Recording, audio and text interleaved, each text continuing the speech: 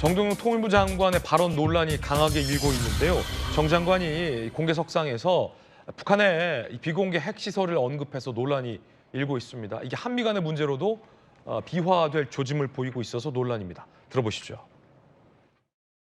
그로시 총장이 한 보고 중에 지금 영변과 구성 강선에 있는 우라늄 농축시설 HEU, 그런데 이 시설을 영변에 한 군데 더 증설하고 있다. 사무총장 보고였습니다. 제가 얼마나 심각한가 하는 얘기를 하고 있습니다. 빗들으면 별 문제 없어 보이는데 그중에 낯선 단어 하나가 눈에 듭니다. 바로 구성. 지금까지 한미 당국에서는 영변과 강선 등을 북한의 공개된 핵시설로 확인했습니다. 구성이라는 장소는 그간 한미 정보당국이 공개적으로 언급하지 않아왔던 북한의 비밀 핵시설 장소라는 거죠. 구성은 한미 정보당국이 공식적으로 확인해지지 않은 내용입니다. 정보 세계에 있어서는 우리가 적국의 주요 시설을 알고 있는지 모르고 있는지 이 여부가 가장 큰 정보력을 갖기도 합니다. 이 경우가 그렇다라고 전문가들은 많이 지적하고 있는데, 쉽게 말해서 한미 정보 당국이 공개적으로 우리가 저 구성이라는 곳을 알고 있다라는 것을 공개하기도 전에 정동영 장관의 입에서 나와버렸다라는 게 이번 논란의 핵심입니다. 일각에선 미국이 우리에게 정보 공유를 제한할 수 있다, 이런 얘기 나옵니다. 일단 정동영 장관의 저 발언 때문에 미국이 외교, 국방, 정보 등 여러 경로로 항의를 해왔다는 보도가 나오고 있고요. 책임 있는 재발 방지 조치 전까지는 정보 공유를 제한한다, 미국이 이렇게 밝혔다는 보도도 나오고 있습니다. 위성 정보 제공 축소, 하루에 50에서 100장가량 대북 정도 공유를 중단하겠다라는 얘기까지 지금 나오고 있는데,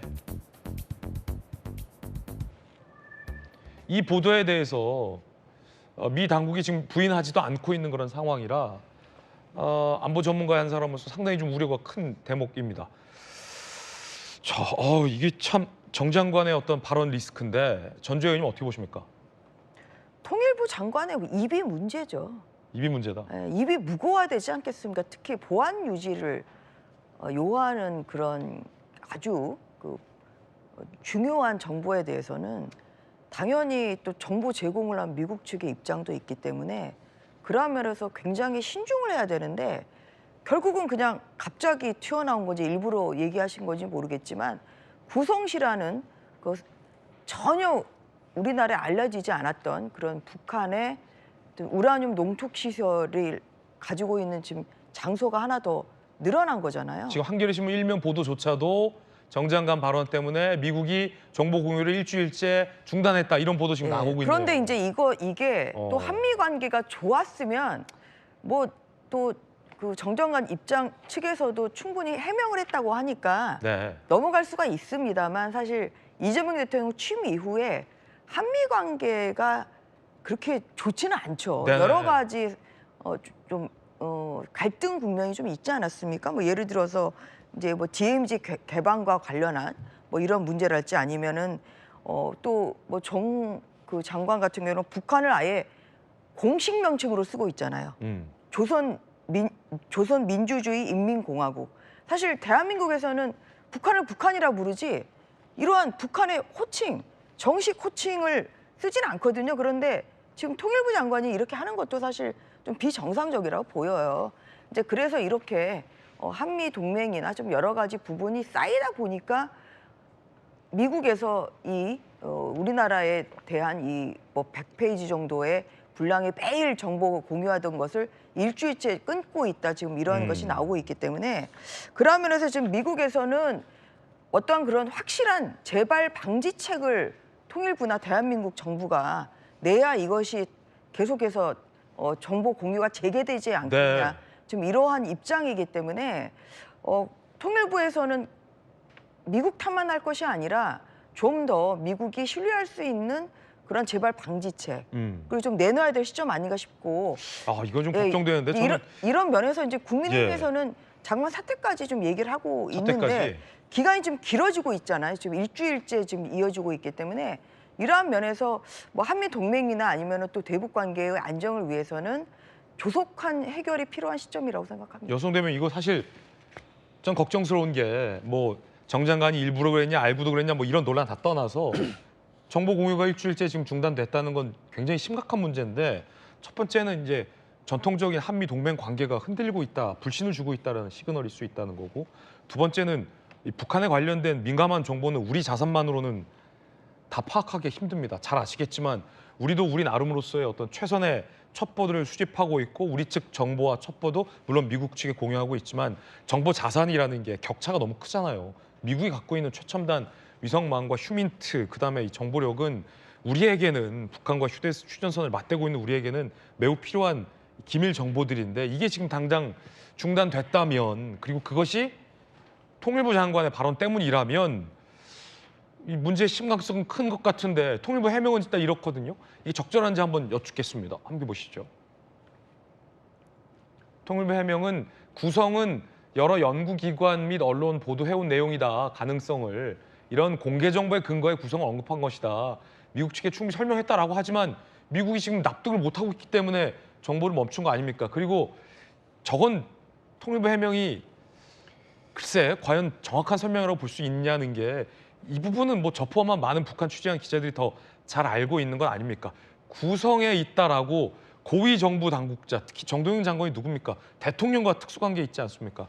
고위 정보 당국자에 있어서 저렇게 사실로 단정하게끔 언급이 되는 것과 여러 뭐 학술이나 국제 언론에서 구성에도 핵시설이 있을 수도 있고 아닐 수도 있고라는 가능성을 보고하는 건 전혀 다른 문제잖아요. 다 아시잖아요. 네, 그러니까 지금 어쨌든 통일부 해명이 이게 이제 정동영 장관이 처음 언급한 것은 아니고 뭐 지금 앵커께서 이야기하신 대로 사실은 뭐 언론 보도나 아니면은 다른 학술 자료 또 외국에 있는 자료에 의해서 사실 이 지역에 이제 계속 언급했던 것인데 장관의 입에서 확인한 거는 이번이 처음이어가지고 문제가 약간 조금 문제라고 생각하는 쪽에서는 이거를 심각하게 보시는 것 같고요. 방금 이제 뭐 박지원 장관 박지원 의원 같은 경우에도 이게 처음 나온 이야기는 아니고 전문가들은 다 안다 그렇게 했기 때문에 이게 크게 이제 뭐 문제가 되지는 않을 것이다 이런 식으로 인터뷰를 하셨어요.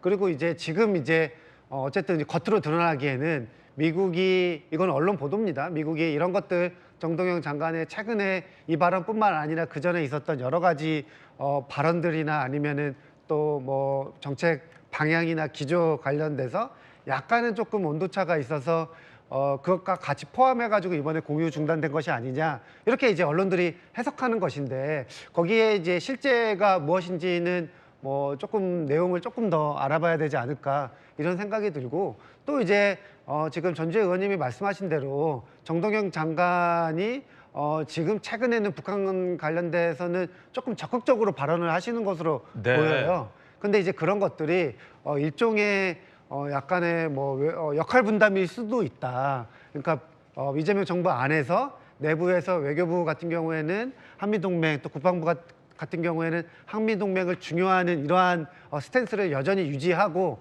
어쨌든 북한과 직접 대화를 해야 되는 통일부 장관, 통일부 입장에서는 조금 북한의 유화적인 이러한 제스처를 입장을 좀 대변하면서 약간은 이러한 것들을 같이 이제 역할 분담을 하는 과정에서 통일부 장관의 이런 발언이 나오지 않았나 이렇게 좀 해석을 해봅니다. 자, 조금 전 박지원 의원이 한마디 했습니다. 별 문제 없을 거다라고 말이죠. 한미 동맹 관계에 전혀 이상이 없다. 과거 제가 국정원장을 하면서도 실제 관계를 해보면은 매건 매일 다 만족스러운 관계는 아니에요. 통일부 장관으로서 알고 있는 사실을 국회에서 질문하니까 답변한 것 아닌가? 그렇게 안 봐요. 국민의힘에서 당신 당장 사퇴하세요 이렇게 얘기하는데 그럼 뭐 국민의힘 소리는 할 필요도 없고 종합적으로 볼 때 대북 정부는 우리 한국의 국정원이 제일 정확하고 그래요? 많이 보유하고 있기 때문에 미국 정보기관과 매일 공유를 한다. 염려할 것은 없다. 저는 그렇게 봅니다. 결국 잘 해결된 될 거로 보실까 이런 그렇죠. 그럼 뭐 그거 가지고 뭐. 자, 뭐 박지원 전 원장은 정보력도 많고 또 대미라인도 많기 때문에 이런 백전노장이 나서 준다면야 좀 안심이 되는 측면이 있는데 현재까지 어떤 논란과 해프닝에 대해서 말씀을 드렸습니다. 박성민 최고. 네, 근데 이게 정동영 장관 후보자 청문회 때로 한번 돌아가 보면 이제 2025년 7월 14일에 정동영 후보자가 직접 저 내용을 언급을 했었어요. 당시에 이제 후보자 청문회라고 그것도 생중계되고 있었던 그 국회 현장에서 얘기가 나왔던 내용임에도 왜 이것이 지금 와서 문제를 삼는가. 그리고 통일부 측에서도 지금 뭐 국제연구기관 보고서라든지 공개된 자료를 기반으로 이야기를 한 것이다라고 이야기를 했었고, 방금 제가 말씀드렸듯이 과거에도 현재의 우라늄 시설도 돌아가고 있다. 영변에 한 군데 더 짓고 있다. 구성, 강선에 있다. 이렇게 그 정동영 후보자가 당시에 후보자 신분으로서 이야기를 하기도 했었거든요. 그러니까 이런 이미 과거에 나왔던 발언이었음에도 불구하고 이제 와서 어떤 문제를 삼는다라는 것 자체도 좀 따져볼 필요가 있을 것 같습니다. 네, 정 장관과 통일부 측의 입장도 전해드렸습니다. 핫피플 함께하고 있습니다.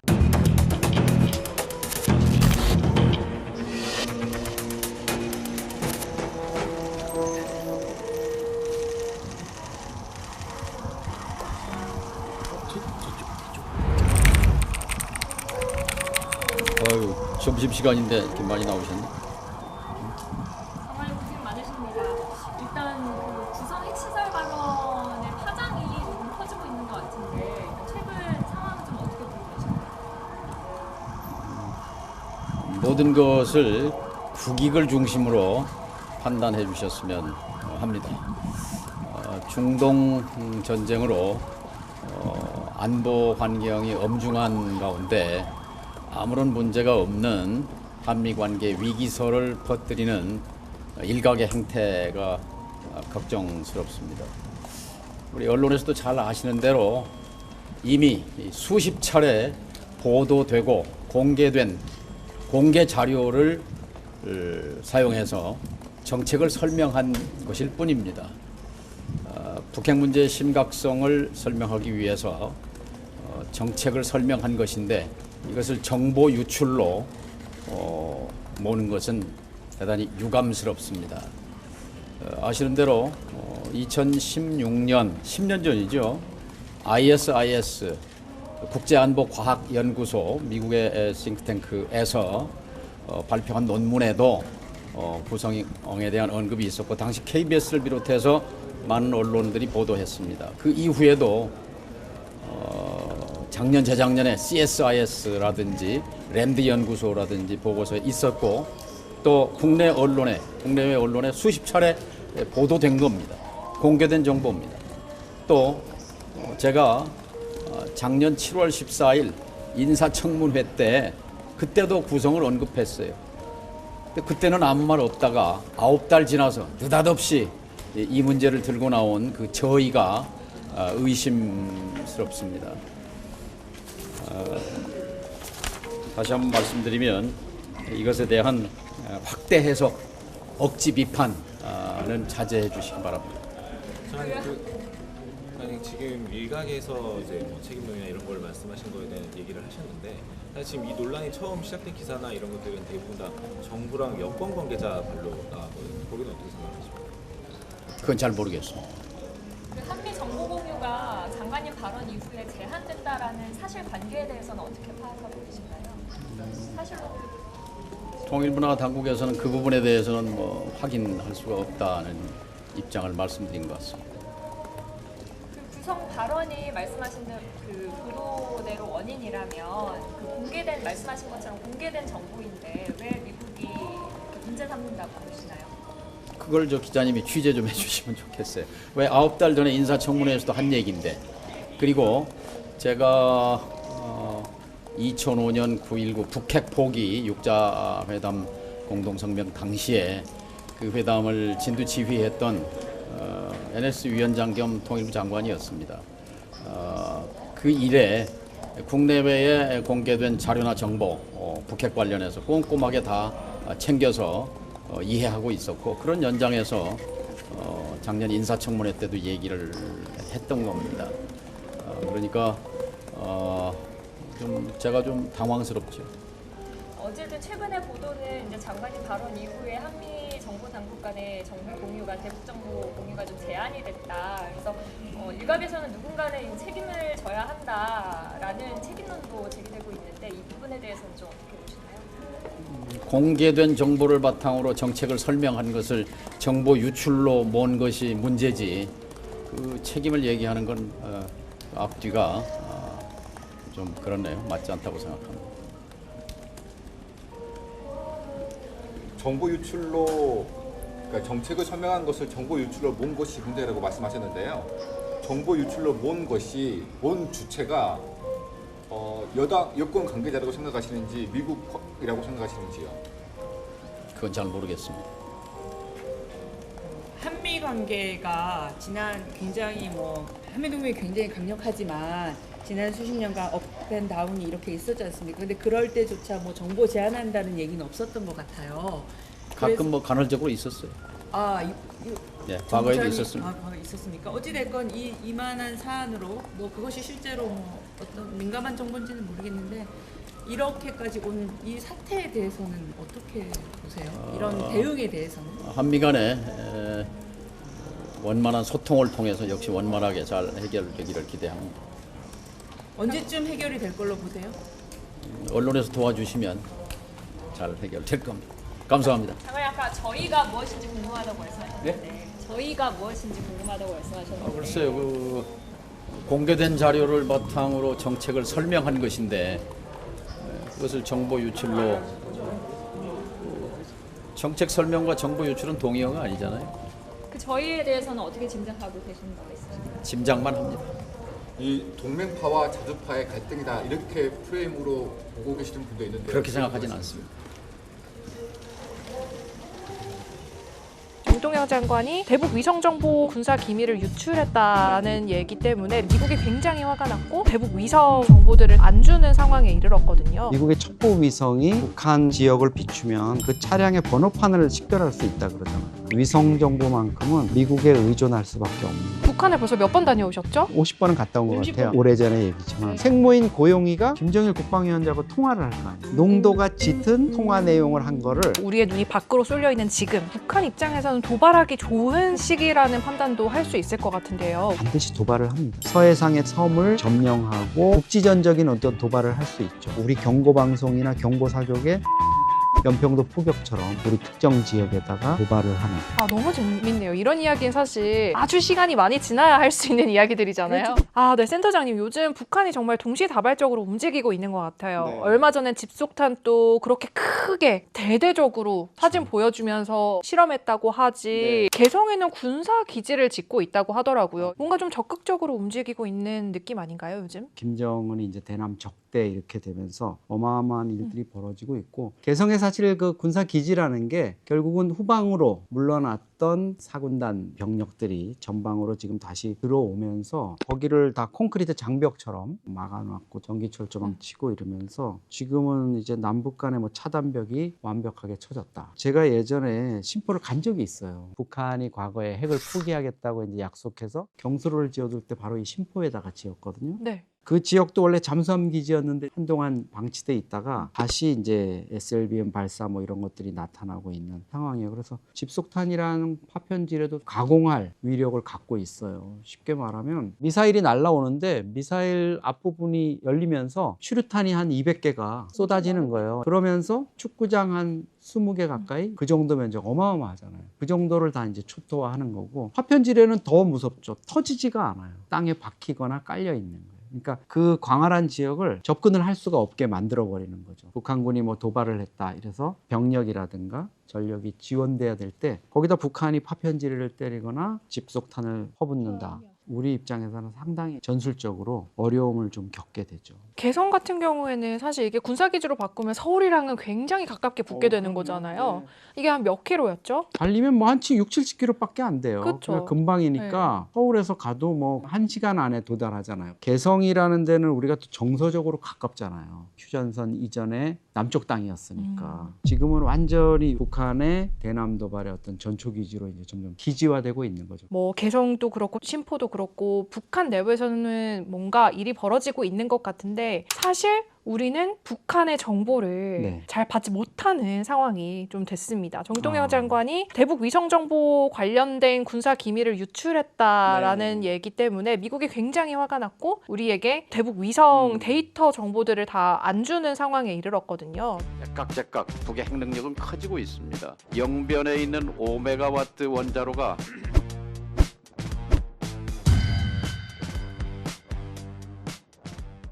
미국 같은 경우에는 이런 대북 위성 해상도라고 해야 될까요? 이런 정보들이 어느 정도 정확하게 볼 수 있는 건가요? 지금 그 공중에서 벌써 한 10수년 전부터 나온 얘기가 미국의 첩보 위성이 북한 지역을 비추면 그 차량의 번호판을 식별할 수 있다 그러잖아요. 그 정도 해상도면은 30cm 정도, 15cm 요 정도의 해상도를 갖는 거거든요. 보통 우리가 갖고 있는 위성이라든가 이런 거는 미터급이에요. 그러니까 1m 정도의 이런 안에 범주라면은 사실 뿌에서 잘 보이지 않는데 옛날 재래식 브라운관 TV로 우리가 보는 거라면 미국은 HD급, UHD급 이 정도를 본다고 생각할 수 있고 그게 이제 중요한 차이는 뭐냐면 정보로서의 가치. 그냥 보는 거는 누구나 볼 수 있잖아요. 위성 사진으로 여기 평양이야, 뭐 대동강이 흘러가네. 이 정도 가지고는 얼마든지 식별은 할 수 있고 일반적으로 상업적으로 뭐 우리가 이용은 할 수 있지만 정말 군사적으로 이용하려면 거기에 정확한 재원이라든가 이런 게 나올 수 있을 정도로 해상도가 확보가 돼야 되거든요. 그러니까 우리가 대북 정보, 특히 위성 정보만큼은 미국에 의존할 수밖에 없는 거죠. 근데 제가 옛날에 국방부 있을 때는 그런 얘기 많았어요. 김정은이 들고 있는 수첩까지도 찍을 수 있다. 10cm, 15cm까지도 사실 찍을 수 있는 거 아니냐. 미국은 아마 그 정도 능력에 저는 도달했을 거라고 봐요. 그런데 그거를 공개는 하지는 않죠. 자기네들이 어느 정도 정보 능력을 갖고 있다는 거는 구체적으로 공개는 하지 않으니까. 네, 우리한테도 아마 그 정도 급의 정보는 주지 않을 거예요. 그거 정도는 공유가 안 되나요? 그렇지 않죠. 핵심 정보는 서로 공유가 안 되는 정보들이 정말 많아요. 심지어 미국 국방부라든가 주요 대북 부처, 뭐 CIA라든가 이런 데서도 관련된 대북 정보라 이런 것은 미국의 싱크탱크에 제공을 하잖아요. 정말 미국 시민권자들 그 직원들한테는 공개가 돼요. 근데 우리는 거기에 다 출입하고 이러는 게 되면서도 그 정보에는 접근이 안 돼요. 중요한 회의를 할 때는 거기에 권한이 없는 사람들은 또 밖으로 나가야 돼요. 얼마나 서러워요. 얘기하고 있다가 얘기하다가 잠깐 브레이크하고 다시 회의를 갔는데 닥터리 요거는 좀 우리 민감한 거니까 당신은 밖에 있으면 좋겠다. 나가야 돼요. 그럼 서러워도 별 수가 없어요. 그 정보 등급에 따라서 원래 확실하게 네. 어프로벌이 되는 거잖아요. 맞아요.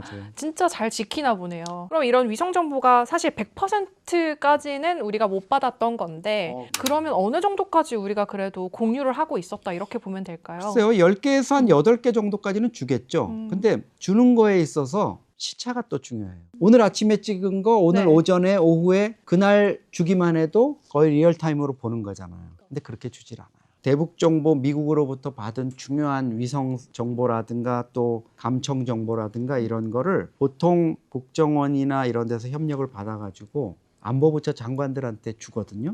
그거는 이제 친전 정보라 그래서 직접 펼쳐보라는 거죠. 비밀 봉투에다 넣어가지고 요원이 IO라 그리는 인텔리전스 오피서가 직접 장관실을 방문해서 전달을 해요. 뭐 통일부, 국방부, 외교부 이런 주요 외교안보 인사들한테. 그러면 장관은 오늘 아침에 봤는데 금방 간부회의가 있다. 그럼 간부회의에서 야 오늘 위성해 보니까 이렇게 얘기를 못해요. 왜 못해요? 그날 봤는데? 규정에 뭐가 정해져 있는 건 아니지만 그런 권고 타이밍이 있어요. 그러니까 장관이 본 뒤에 한 일주일 정도 있다가 실국장 간부회의 정도에서는 리크를 해도 된다. 장관 하시는 분들은 그 얘기 많이 하죠.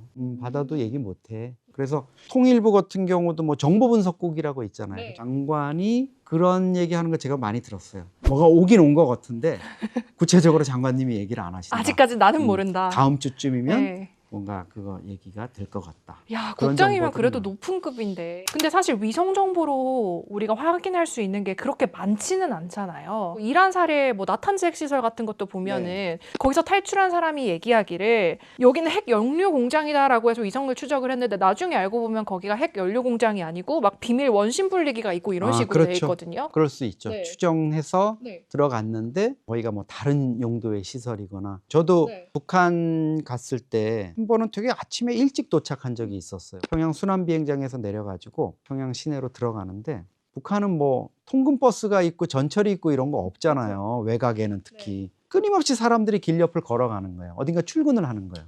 근데 그 사람들이 논뚝 사이로 난 그 뚝방길로 이렇게 걸어가는데 다 사라지는 거예요, 사람들이. 거기에 그럼 사람들이 점점점 모이거나 이래야 되는데 나중에 보니까 이렇게 지하 시설이 거기 있는 거예요. 대부분의 이제 핵심 시설이 지하에 있다고 이렇게 보시면 되고 위성 정보로 그런 고정된 시설도 보지만 제일 우리가 위성을 통해서 관심 갖는 거는 김정은의 동정.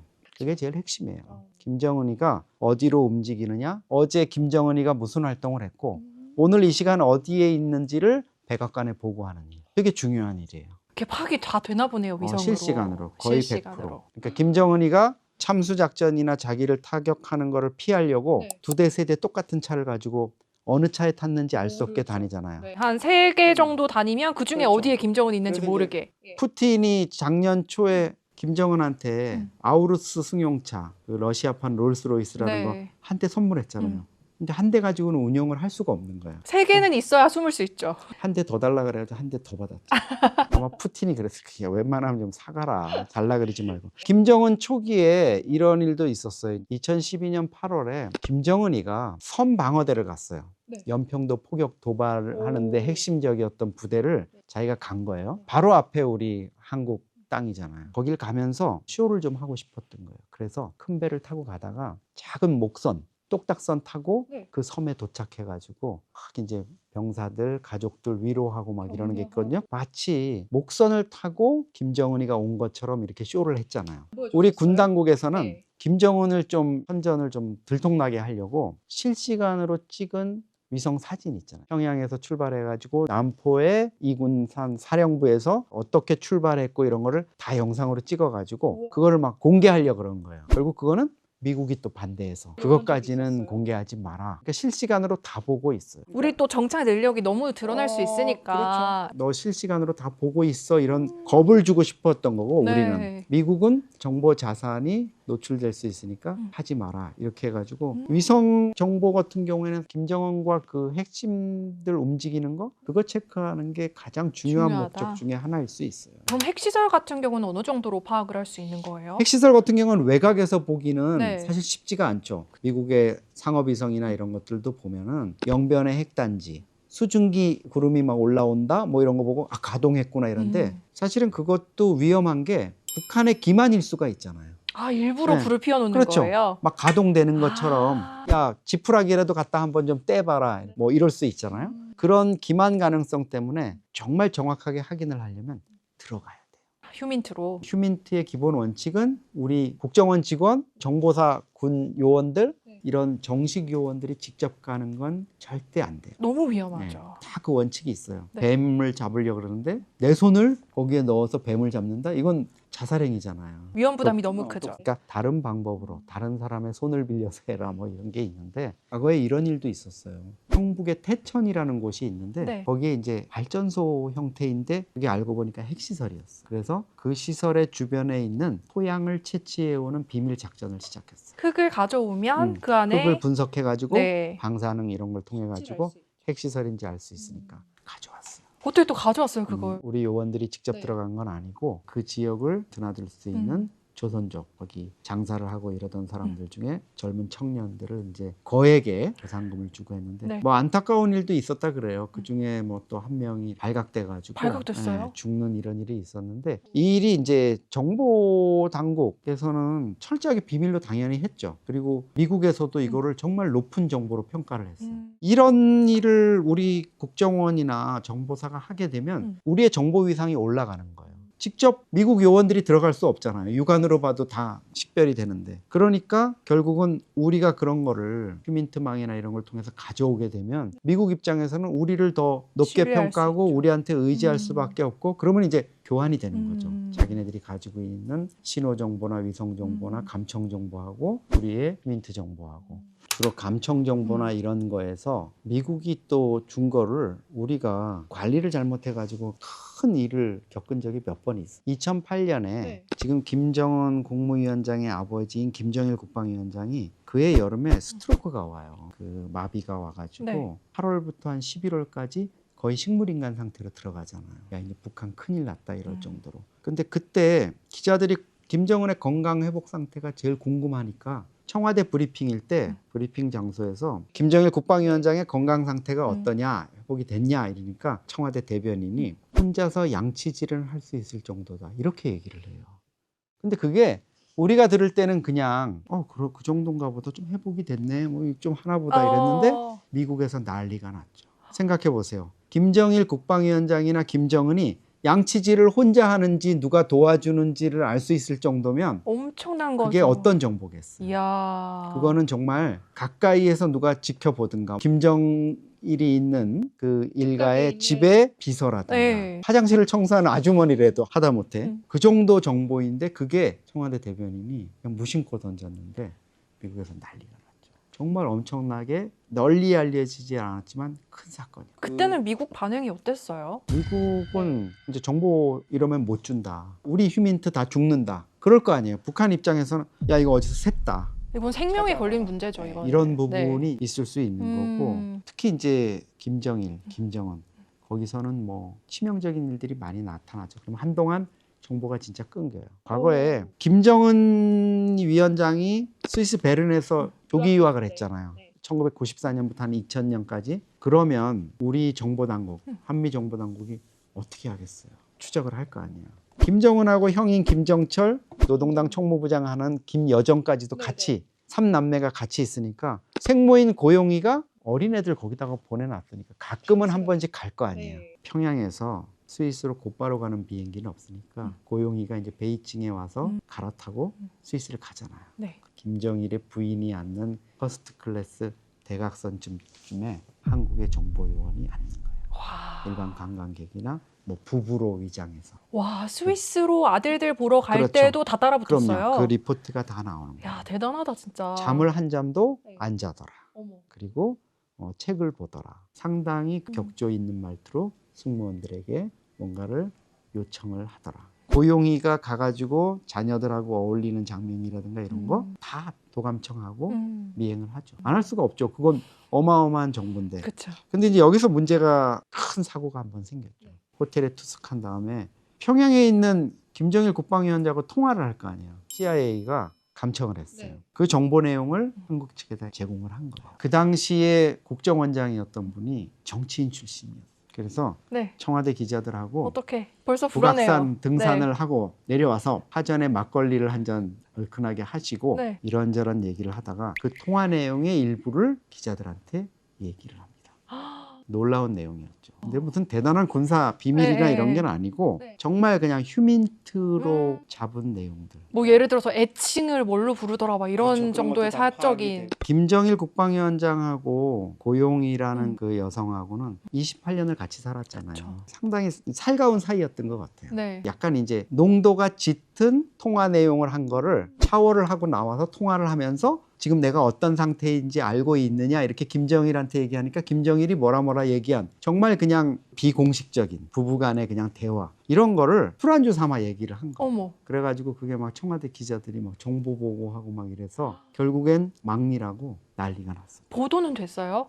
보도는 안 됐죠. 안 됐죠. 지금 뭐 오래전의 얘기지만 그분이 나중에 하시는 말씀이 자기는 별거 아닌 걸로 알고 얘기를 했는데 아이고. 그 다음날 청와대 들어오라 그래서 들어갔더니 대통령이 너무 화를 내면서 왜냐하면 남북관계고 이런 거 다 망칠 수 있는 일이니까 대통령은 결국 나중에 이제 김정일 국방위원장하고 최초의 정상회담을 했죠. 그런 일도 있었어요. 그러니까 진짜 말을 조심해야 되겠네요. 정보하는 분들이 예. 갖고 있으면 그런 욕망을 느끼나 봐요. 특히 정치인들이나 이런 분들은 기자들한테 뭔가 알려서 내가 이 정도 정보를 다루고 있는 사람이야 하는 거를 과시하고 싶어 하는데 그게 이제 정도를 넘어서다 보면 대형 참사가 벌어집니다.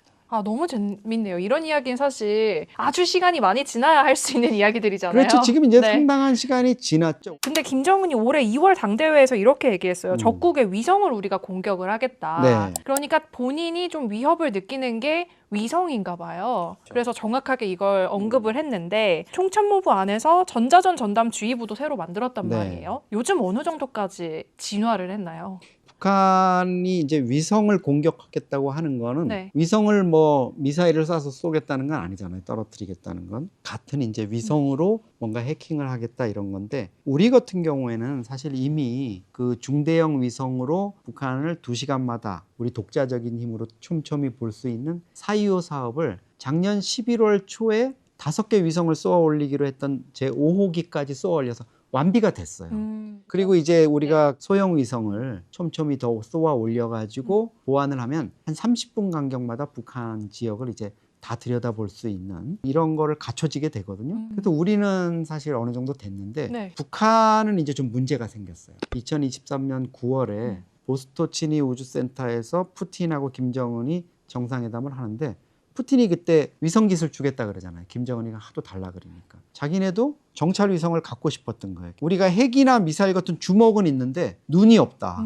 독자적인 위성이 있어야 한국군의 동향뿐만 아니라 주한미군 동향 그리고 부산이나 이쪽으로 이제 후방기지 쪽에서 군수 지원 들어오는 것도 다 보고 대응을 할 수 있으니까 그걸 하고 싶었던 것 같아요. 그래서 러시아가 지원을 해줘요. 몇 번 북한이 실패했는데 2023년 11월에 쏘아 올렸는데 그게 성공을 해요. 그러니까 김정은이가 좀 기가 살았을 거 아니에요. 이제 우리 1호기 쏘았어. 이러면서 그 다음에 2024년 1월에 내가 올해 정찰위성 3개를 더 쏠 거야 하고 내부적으로도 다 공개를 해요. 근데 2년이 지난 아직까지 한 발도 더 쏘지 못했어요. 실패를 한 거예요? 아니면 쏠 기술이 없었던 거예요? 쏠 시도를 못했죠. 그러니까 제가 보기에는 푸틴은 너가 그렇게 위성도 갖고 싶어 하는데 또 우리한테 군대도 보내고 포탄도 보내고 이랬으니까 내가 원포인트 레슨은 한번 해줄게. 우리 기술자 보내고 뭐 이렇게 해서. 그런데 너한테 이 기술을 완전히 터득할 수 있게 모든 걸 다 줄 수는 없지. 이런 것 같아요. 그럼 이제 기술자들을 보내서 네. 한 번 쏠 수 있게끔만 해주고 다시 철수했나 그렇죠. 보네요. 그러니까 네. 이제 쏘지 못하는 거고 네. 사실 푸틴 입장에서도 부담이 되죠. 왜냐하면 북한이 대륙간 탄도미사일을 쏘는데 네. 지금은 뭐 고각 발사 실험만 했지만 정상으로 쏘려면 대기권 밖으로 나갔다가 재진입하는 기술 그런 높은 열과 압력의 탄두부가 견딜 수 있는 이런 기술적인 부분을 확보해야 되는데 지금 북한이 미국 본토를 타격할 수 있다고 사거리를 자랑하면서도 그 마지막 기술을 확보 못 해가지고 네. 아직은 핵을 미국 본토에 투발할 수 있는 이 정도까지 안 된 걸로 미국이 평가하는 거잖아요. 네. 근데 이 마지막 기술 한계를 깨는 거를 러시아 푸틴이 도와준다 이러면 미국 입장에서는 이거는 용납하기 어려운 거고 사실 푸틴도 그거를 곤란하다고 본 것 같아요. 군사위성 발사와 그 고각에서 마지막 대기권 재진입 기술이 네. 그렇게 밀접하게 연관이 그렇죠. 되어 있나요? 그 군사 정찰 위성 쏘는 그 로켓 기술이 네. 바로 ICBM 기술과 군사적으로 방향만 잡으면 바로 이제 적용이 될 수 있는 기술이다 보니까 그걸 하지 않은 거죠. 그러니까 북한은 칼은 먼저 뽑았어요, 우리보다. 그런데 작년 11월 초에 425 사업 우리가 딱 완료하니까 네. 북한 입장에서는 하나만 쏘아 올려가지고 지금 위성 하나 쏘아가지고는 아무 의미가 없거든요. 그 위성 만리경 1호라는 거 네. 이름은 좋죠. 네. 만리를 만리를 보는 본다. 거울 뭐 이렇게 돼 있는데 만리경 1호 하나 쏜 거 지금 어떻게 돼 있냐? 궤도를 돌긴 돈대요. 그리고 가끔 이게 높아졌다 낮아졌다 이러는 거 보면 북한이 어느 정도 그걸 조종은 컨트롤을 하나 봐요. 하는 것 같아요. 네. 근데 정찰 위성이면 볼 수 있어야 되잖아요. 실시간으로 그리고, 쏴줘야 되죠. 그거를 지구의 기지국으로 영상을 보내야 되는데 그 부분이 아직 하나도 안 돼 있는 거예요. 그런데 만리경에 달려 있는 그 렌즈라는 게 네. 우리 그냥 상업적인 수준의 카메라 아. 그 정도밖에 안 달려 있는 거죠. 왜 몇 해 전에 네. 김여정이가 대통령실이 용산에 있을 때 그 상공을 자기네 위성이 찍었다 그래가지고 공개했는데 우리 구글 사진보다도 못한 걸 공개해서 야 북한의 수준이 이것밖에 안 된다. 니콘이나 뭐 소니 카메라 단 거 아니냐 이렇게 얘기를 하니까 김여정이가 좀 쑥스러웠죠. 국제적으로 조롱을 네. 그때 많이 당했어요. 우리가 원래 더 좋은 정밀 위성이 있는데 누가 멍청하게 그걸 난 노출해 이러면서 이제 둘러대고 그냥 끝나는 일이 맞아요. 있었죠. 그때 막 이것만 공개한 거야. 맞아요. 막 이렇게 그러니까 얘기했었어요. 지금 이제 네. 북한 입장에서는 상당히 좀 난감한 수준이고 우리한테 선수를 뺏겼다는 것도 있지만 정찰위성 관련한 이 부분이 진전이 없는 거 이거 상당히 답답하게 느끼고 있을 거예요. 와, 그래도 미사일 발사가 우리가 생각하는 것보다 훨씬 더 빨리 발전이 됐는데 이것까지는 못하나 보네요. 그렇죠. 북한이 그 러시아로부터 받은 조기 경보기 시스템이나 많은 걸 있지만 전체적으로 군사 무기 체계나 정보 자산이라는 게 연동이 돼야 되잖아요. 종합적으로 이렇게 움직여야 되는데 위성은 위성 하나 따로 있고 조기 경보기는 조기 경보기 한 대 그냥 그 낡은 비행기에다가 달아가지고 하나 떨렁 있고 이런 식으로 지금은 뭔가 꿰어 맞춰지지 않은 이런 상태라고 볼 수 있어요. 그거에 반해서는 사실 사이버 전자전에는 굉장히 능력을 발휘하고 있는 거네요. 비트코인도 그렇죠. 탈취하고 요즘은 이게 더 무섭잖아요. 국가 차원에서 범죄를 저지르기로 작정하면 막을 수가 있겠어요. 아 이건 진짜 어렵죠. 힘들어요. 네. 안타까워요. 그 해킹에 동원된 북한의 해커들. 우리 쪽에 태어났으면 하이닉스에 가서 삼성에 가서 맞아요. 첨단 반도체 만들고 네. 이럴 수 있는 친구들. 정말 두각을 나타낼 수 있는 영재들이잖아요. 네. 그런 애들을 수십 명, 수백 명 모아가지고 해킹 이런 기술을 가르쳐가지고 해외에서 해커로 국가적인 차원의 범죄 조직에 내모는 거잖아요. 근데 제가 이제 얘기를 좀 들어봤어요. CIA에서 북한 해커들 담당하는 이런 친구들도 있더라고요. 다 이제 파악을 하고 있는 거예요. 뭔가 이렇게 괜찮은 집에서 컴퓨터 가지고 잘 먹어가면서 이렇게 할 거라고 생각하잖아요. 또 그래도 북한이 지원하는 사람들 아닐까요? 그렇게 영재인데. 근데 사실은 네. 그 실상은 너무너무 다르더라고요. 블라디보스톡이나 또 중국의 뭐 심양이나 연변조선족 자치주 이런 데서 인터넷선만 겨우 되는 허름한 낡은 집에 컵라면 먹어가면서 하는 거예요. 왜 위장해가지고 뭐 빅테크에 취업하고 이러는 것들 있잖아요. 정보를 탈취하기 위한 목적도 물론 있다고는 그러지만 네. 몇십억 원, 몇백억 해킹을 하기 위한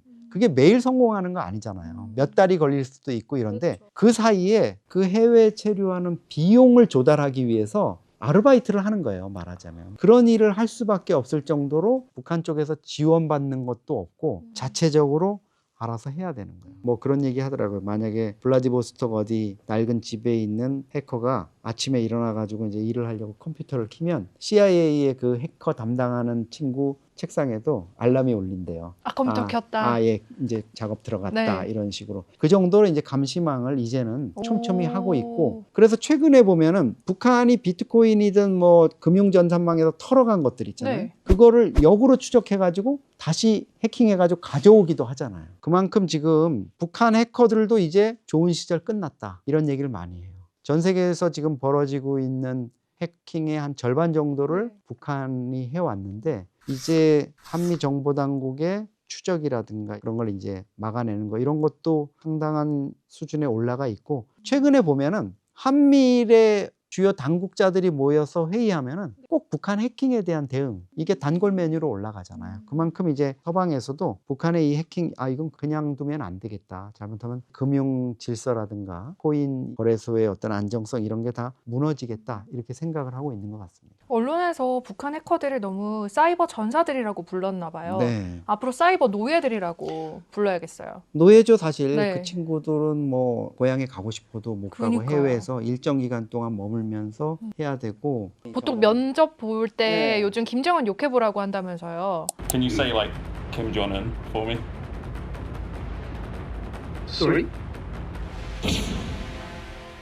그렇죠. 그것도 뭐 기발한 방법 중에 하나죠. 글쎄요, 북한이 돈이 더 궁해지면 거기에 책임자가 네. 야, 우리 원수님 욕을 좀 해서라도 돈을 벌까? 이렇게 할 수도 있겠지만 네. 무사하겠습니까? 절대 안 되죠. 북한에 벌써 몇 번 다녀오셨죠? 저는 한 50번은 갔다 온 것 50번 같아요. 갔다 네. 오신 거죠? 이야, 앞으로 진짜 3년이 중요할 것 같아요. 북한이 음. 어떻게 변하는지에 대해서 어떻게 전망을 하면 될까요, 저희가? 지금 이제 네. 우크라이나 전쟁이라는 변수가 있었고 네. 이란 전쟁이 있잖아요. 그러니까 우크라이나 전쟁은 북한이 직접 14,000명의 병력을 파견하고 거기서 2,000명이 죽고 4,000명이 다치는 이런 피를 흘려가면서 현장에서 체험해서 배운 거잖아요. 드론 전력을 어떻게 운영하는지를 배웠을 거고 특히 쿠르스크 지역의 그 시가전 하면서 특수전을 어떻게 해야 된다는 거를 배웠기 때문에 그런 것들을 대남 침투에서도 그대로 활용할 수 있다고 생각할 거예요. 그래서 이제 전술의 어떤 변화, 특히 이제 기습 타격이나 이런 것들 그런 부분에 좀 우려되는 부분이 있고요. 또 하나는 이제 이란 전쟁을 통해서도 직접 체험을 하지는 않지만 어쨌든 많은 걸 배우고 있을 거예요. 특히 정밀 타격 무기라는 게 정말 중요하구나. 초기에 김정은과 수뇌부가 미국이나 한국의 정밀 타격을 받으면 이란 하메네이가 죽고 난 뒤에 그 혼란이 오듯이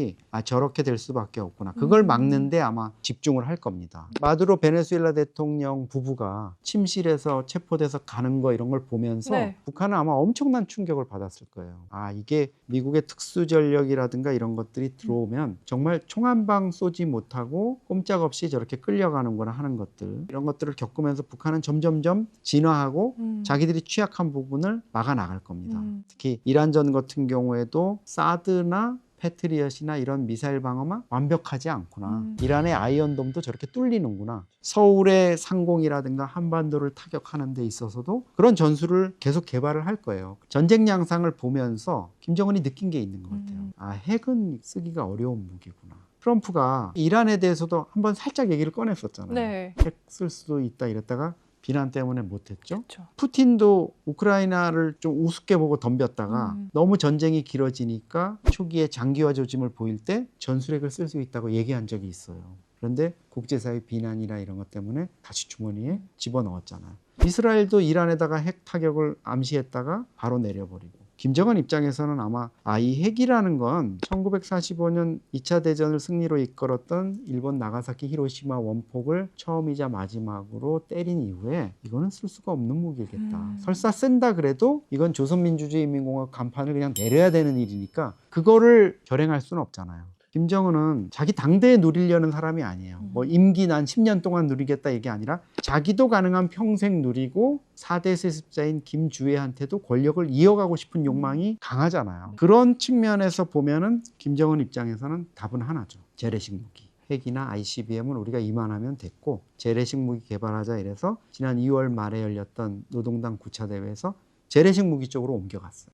보시면 알겠지만 동선이 다 그렇잖아요. 새로 만든 신형 구축함. 호르무즈 해협에서 봤잖아. 해군력이 얼마나 중요한지. 또 능동방어 체계는 이런 걸 갖춘 신형 전차 K방산에 또 자극받은 것도 엄청 큰 것 같아요. 한국의 뭐 K2 전차라든가 K9 자주포 이런 거 해외에서 정말 달라고 사가려고 몸부림치는 이런 거 보면서 야 우리도 저거 만들어서 좀 해보자. 이렇게 이제 전환을 한 게 아닌가 이런 생각이 듭니다. 저도 피부로 느껴지는 분석인 것 같아요. 많이 네. 바뀌었다 정말. 지금 그런 생각도 할 것 같아요. 아버지하고 할아버지는 왜 이거 만든다고 이렇게 쫄쫄 굶어가면서 방산했으면 한국보다 더 일찍 낫게 했을 거고 삼성이나 현대자동차 같은 거 그런 거나 해가지고 좀 나한테 좋은 거 물려줬으면 내가 좀 여유 있게 이렇게 할 텐데 이거 뭐 부실 기업을 물려받아가지고 내가 지금 이 고생을 하고 있다. 왜냐하면 그 열패감이라든가 이런 것들 고립감 생각해 보세요. 대한민국의 대통령 아니면 장관들이 해외에 나가서 원전, AI 뭐 하면서 삼성 반도체, 뭐 현대자동차, 하이닉스 작년 에이펙에서도 그걸 가지고 대화를 하면서 우리 한국이 거기에 중심에 있는 것처럼 자부심을 느낄 수 있었잖아요. 김정은 입장에서는 얼마나 그런 거 보면서 속이 상하겠어요. 자기는 그런 이슈들 어느 거 하나에도 낄 수 있는 게 없어요. 작년에 에이펙에 김정은이 막 오라 그럴 때 김정은이 속으로 욕했을 거예요. 야, 나 거기 가지 못하는 거 알면서. 푸틴하고 시진핑도 그런 무대에는 안 끼워주잖아요. 맞네요. 네? 작년 9월에 베이징에서 셋이 만났을 때도 시진핑하고 푸틴 둘이서만 150세까지 살 수 있대. 영생 얘기만 했지. 장기 이식 이런 거 하고. 네. 그런데 알잖아요. 북한은 그런 기술 없다는 거. 그러니까 빼놓고 얘기하잖아요. 김정은 입장에서는 지금 아마 힘든 시간을 보내고 있을 겁니다. 또 그런 면에서 본인들이 부족한 걸 찾아서 얼른 막으려는 의지 같은 것도 오히려 더 불태울 수도 있을 것 같습니다. 그렇죠. 그런데 네. 그거 자체가 김정은이 지금 하듯이 방산, 군수 이런 쪽에 있는 사람들한테 기술이 없는데 자꾸 다그치잖아요. 방산이라는 게 그 국가의 총체적인 어떤 과학기술이나 산업 역량이 모아져서 되는 거지 특정 분야에 뭐 군함 하나 만들어놨다고 철판 두드려가지고 만들어서 되는 게 아니고 그렇게 무리하다 보니까 북한이 구축함 진수하다가 막 쓰러지고 이런 말도 안 되는 상황이 벌어지는 거죠. 김정은 입장에서는 뭐 극복하고 싶을 텐데 그거는 그것만으로는 극복이 안 됩니다. 전체적인 그런 산업 역량 이런 게 돼야 되는데 북한의 2024년 기준 GDP가 37조 원? 그 정도밖에 안 돼요. 진짜 적긴 적네요. 우리 삼성물산이나 네이버 시가총액보다도 못한 정도 수준이니까 김정은 입장에서는 이러려고 내가 지금 이거 하고 있나 이런 느낌도 들 거예요. 네, 저희가 지금 뭐 안보 상황이 되게 긴박하게 돌아가는 게 맞는 것 같아요. 북한이 대남 적대 정책을 내세우고 나서 계속 김정은이 그 빈틈을 메워가고 있어요. 자기네들이 갖고 있는 무기의 그 사이사이의 틈을 지금 트럼프가 무서워서 그런지 미국이나 트럼프에 대한 비난은 하지 않아요. 우리 한국만 지금 열심히 때리고 있고 미사일 쏘고 이러는 것도 보면 다 한국을 타겟으로 하잖아요. 그래서 저는 이런 경우에는 안보 상황이나 이런 군사적인 이런 측면에서 보면 반드시 도발을 합니다. 이 정도 준비를 갖추고 이렇게 하면 김정은으로서는 테스트해보고 싶은 유혹을 느낄 거예요. 우리가 지금 이란 전쟁, 우크라이나 전쟁, 뭐 국내 여러 문제 때문에 좀 북한에 대한 이런 것들이 후순위로 밀려나 있는데 우리도 좀 거기에 대한 대비를 하는 게 좋지 않을까 이렇게 생각을 합니다. 우리의 눈이 밖으로 쏠려 있는 지금 북한 입장에서는 도발하기 좋은 시기라는 판단도 할 수 있을 것 같은데요. 김정은 입장에서는 본격적으로 전면적인 도발은 물론 어려워요. 그거는 뭐 북한이 이제 스스로 자멸을 자초하는 이런 상황이 될 수 있으니까 그렇게 하지는 않는데 자신이 얘기했던 대남 적대가 벌써 이제 2년이 넘어가고 있거든요. 그러면 주민들이나 군부한테 뭔가 보여줘야 돼요. 저 남조선이 제1의 주적이고 상종할 수 없는 상대고 이렇게 얘기했는데 계속 말로만 그런다? 이거는 될 수가 없는 거죠. 그러니까 김정은이 이제 얘기했던 게 한국의 헌법에는 영토 조항이 있는데 한반도와 부속도서로 한다 해가지고 북한도 한국의 영토인 걸로 이렇게 돼 있는데 왜 우리는 그런 조항이 없냐고 다그쳤잖아요. 거기에 저는 열쇠가 있다고 봐요. 그렇게 되면 서해 NLL 그 복잡한 해역에서 자기네들이 그동안 주장해왔던 해상 경계선이라든가 또 우리 보고 어떻게 다니라고 했던 그 길이 있어요. 네. 그런 것들을 이제 다시 정리해서 나오면서 자기네들의 수역이라는 걸 강조하는 이런 좀 트집 잡기식 서해를 분쟁 수역화하는 이런 도발을 하는데 그 과정에서 서해상의 특정한 섬을 일시적으로 점령하고 핵으로 자기네들이 위협을 해서 우리가 대응을 못하게 하면서 이게 우리 땅이야 하고 마치 시료 지배를 할 것처럼 그렇게 보여주는 거 그런 전술이 하나 또 있을 수 있고요. 그 다음에 이제 지상에서 국지전적인 어떤 도발을 할 수 있죠. 그동안에 보면은 북한이 전방 지역에다가 대남 적대 때문에 지뢰를 설치하고 철조망을 설치하고 이러면서 그 작업 와중에 북한 병력들이 상당수 남쪽으로 선을 넘어왔다가 우리 경고방송이나 경고사격에 넘어간 적이 있었거든요. 이런 것들도 어떻게 보면 북한이 끊임없이 우리를 테스트하는 거라고 볼 수 있어요. 저기까지 한번 넘어갈 경우에 한국에서 어떤 그게 오느냐. 그래서 국지전으로 만약에 그 지역에 우리가 뭐 총격을 했다든가 이런 거를 빌미로 해서 넘어와 가지고 자기네들이 작전을 하고 일정 기간 점령을 했다가 넘어가는 이런 것들도 있을 수 있고요. 그리고 과거에 보면 뭐 연평도 포격처럼 우리 특정 지역에다가 포사격이나 이런 도발을 하는 이런 도발 가능성도 배제를 할 수 없을 것 같습니다. 그러면 서해전, 국지전, 미사일 타격이라든가 이런 도발 이렇게 세 가지 시나리오로 맞습니다. 정리가 될 것 같습니다. 네. 여기까지 치열한 안보 현장 이야기 이영종 센터장님과 함께했습니다. 감사합니다. 네, 고맙습니다.